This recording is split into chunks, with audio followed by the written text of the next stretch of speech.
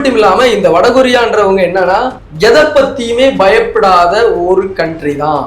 நீங்க சண்டைக்கு வரீங்களா வாங்கன்னு சிவப்பு கம்பளம் விரிச்சு காத்திருக்கக்கூடிய ஒரு சூழல்ல இருந்துகிட்டு இருக்கு. அதனாலதான் ஜப்பான் வந்து பயப்படுறாங்க. நான் உங்ககிட்ட எதுக்குமே வரலையே, உங்ககிட்ட நான் சண்டைக்கும் வரல, நான் ஏன் உண்டு நான் உண்டு என் வேலை உண்டுன்னு இருக்கும்போது என்கிட்ட வந்து நீங்க மிசைல லான்ச் பண்றீங்களே அப்படின்ற ஒரு ஆதங்கத்துல கண்டனத்தையும் பிளஸ் பயத்தையுமே காட்டியிருக்காங்க. இது எந்த போக்குல கொண்டு போகுதுன்னு தெரியல. இந்த சூழல்ல தான் ஈரான் வந்து இந்தியாவுக்கு கை கொடுத்திருக்காங்க. இந்தியாவை ஒரு ஆபத்து சூழல்ல இருந்து காப்பாத்திருக்காங்க. இப்ப குறிப்பிட்ட நாளா நம்ம நாட்டுல மிகப்பெரிய கேஸ் தட்டுப்பாடு, பெட்ரோல் தட்டுப்பாடு ஏற்படக்கூடிய சூழல் வந்துச்சு.